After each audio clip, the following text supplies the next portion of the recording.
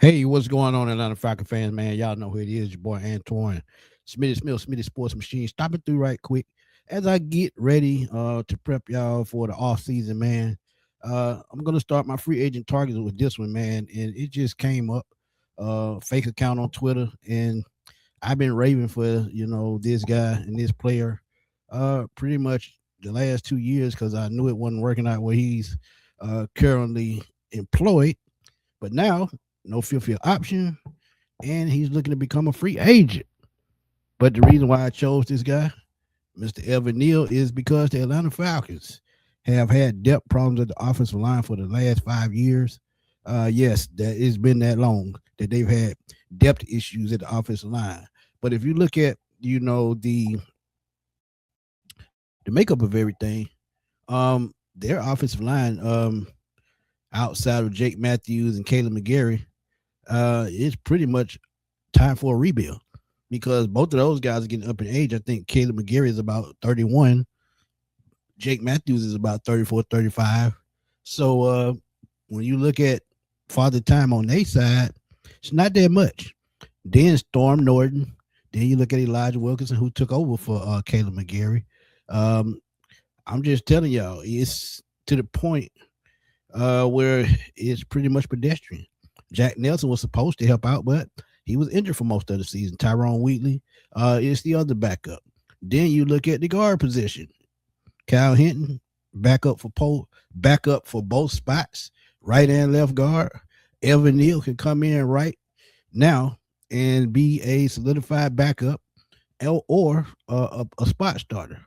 If you look at his size, man, he's 6'7" and a half, 340 pounds, huge human being.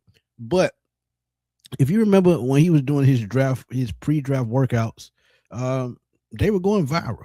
And this one right here, where he was jumping on these mats, just straight up athletic, this is something that we thought was going to work. But with the Giants, guess what?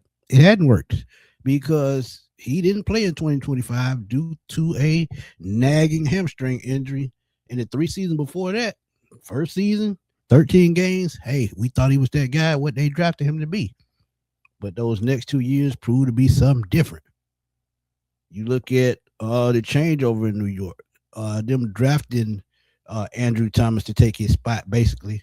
Then you look at other guys they drafted along the offensive line. They lost Will Hernandez, but Evan Neal just couldn't fit in.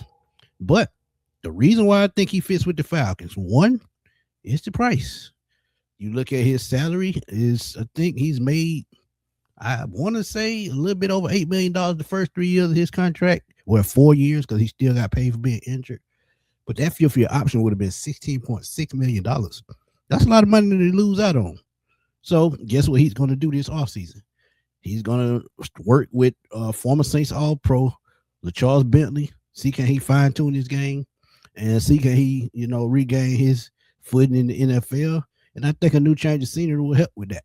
And like I said, with the holes that the Falcons have in the offensive line, a vertical piece like an Evan Neal who can play tackle or guard, and Matthew and Ben. And I think Dwayne Ledford is the right coach for him. Zone blocking scheme. He ran that at Alabama, and he's a power. He's really tailor made for a power run game with that size and that agility.